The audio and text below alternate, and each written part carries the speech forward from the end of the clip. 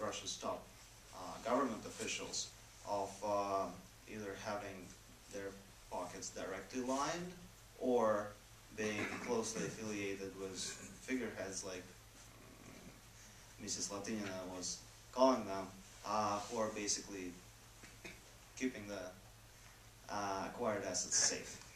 And in that case, Putin is a prisoner of Kremlin himself because he cannot step down. There's really no way out. So the only way to go forward is to press on. Whether there was enough experience with democracy, clearly not, because the Russian people are amazingly quiet. I mean, they can take a lot. And it wasn't that obvious back in 2000 when Putin came to power, because, first they took away the media and, people remained quiet. Then they reinstated the censorship procedures. There's actually an organization that can withdraw media licenses if they don't comply after 3 consecutive warnings. There were numerous laws passed that effectively withdrew a lot of democratic process. Governors are now appointed instead of elected. The most recent example of that is firing of Moscow mayor. I'm not a big fan of the man, but it's just one of the examples. The president decided that he is no longer going to be the mayor of Moscow. He's a special case because Moscow has a special status, so the governor is the mayor. It's the same position. So clearly there was not enough exposure to democracy because all of these things were taken back, and the ordinary people of Russia did not revolt. That's actually what Kasyanov refers to in the film when he says Putin instituted all of these anti-democratic measures. One of the main ones is what Pasha just referred to, which is changing the way that the governors came into office, which is huge. Yes. I was just going to add actually one thing to this. I was going to just add one thing to the answer, which is maybe more, it's going to sound contradictory given what you just saw, but a lot of people that I speak to in other parts of the world who are maybe living in less robustly democratic countries than the United States have another point of view about Putin, which is, why shouldn't he be in control of the strategic resources of the country? And that is a policy of allowing those to fall into private hands was something that was flawed. It was a bad idea, regardless of the process. And that there is, in his rhetoric, so I'm not commenting as to whether I agree with it or not, but it's something that a lot of people actually believe that, and I hear in his rhetoric, I hear this wounded pride.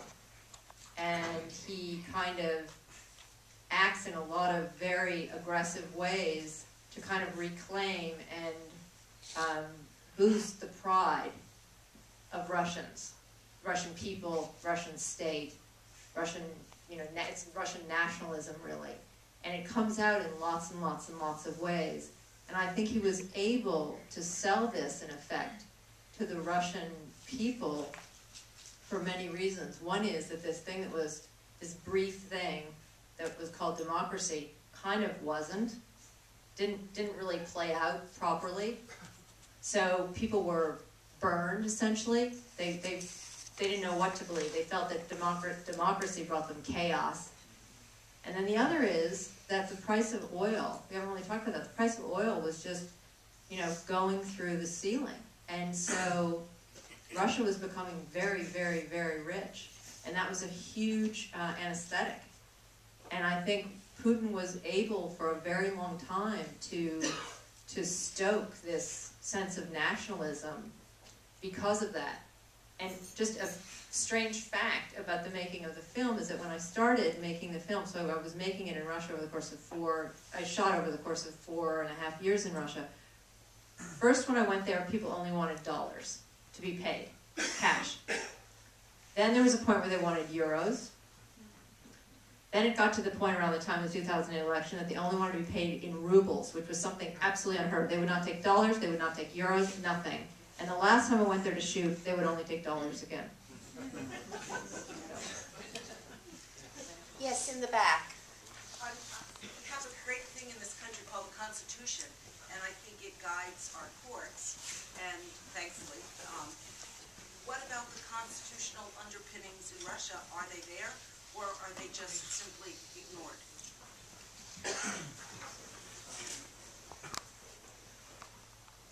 Constitution in Russia is a very amorphous document. I cannot give you the exact number, but I think over the course of the last 10 years it has changed maybe at least 7 times, maybe more.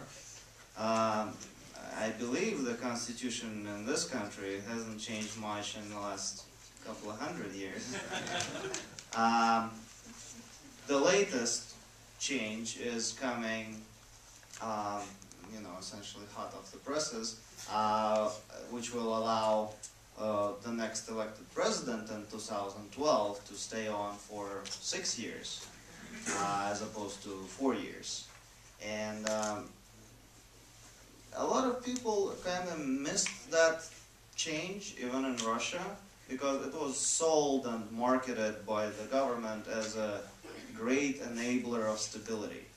That, things are going great, guys, and now we will be able to keep our presidents for even longer, so, things are going to go even greater.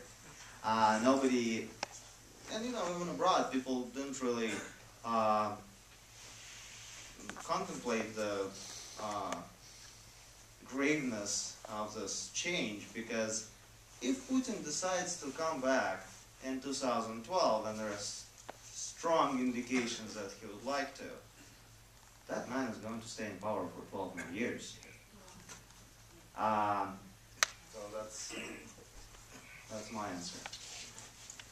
I just comment that the Russians actually adopted a very liberal constitution with lots of individual rights in it. But when you take a population that has no experience with that, I mean, it's pretty unrealistic, I think, to think that you're going to go from this totalitarian authoritarian society to one that's going to have, full-fledged democracy. I don't think that's an even realistic goal, and it didn't pan out. And they also, the Soviet Union also had a very liberal constitution in 1937, so they did have that experience with the Constitution. I'd like to just read you one of the things that Mikhail said, speaking of the Constitution and the courts. This was in his closing remarks to the court. He said, "I want an independent judiciary to become a reality and the norm in my country. I want the phrase from the Soviet times about, quote, the most just court in the world to stop sounding just as ironic today as they did back then. I want us not to leave the dangerous symbols of a totalitarian system as an inheritance for our children and grandchildren." So I think, in terms of the issue of the Constitution, there is a sense of a dismal familiarity in terms of what the reality is on the ground versus the high-flown, rhetoric and language in the Constitution. Actually, the Constitution isn't high-flown rhetoric. It's very simply translated, and it guarantees the Russian people many social rights that have been upheld in the courts in Russia. I know there was a case on pensions. I think there was also, I'm trying to remember about the other case, I think it had something to do with Social Security. But there there is a constitutional court and they are enforcing the Constitution.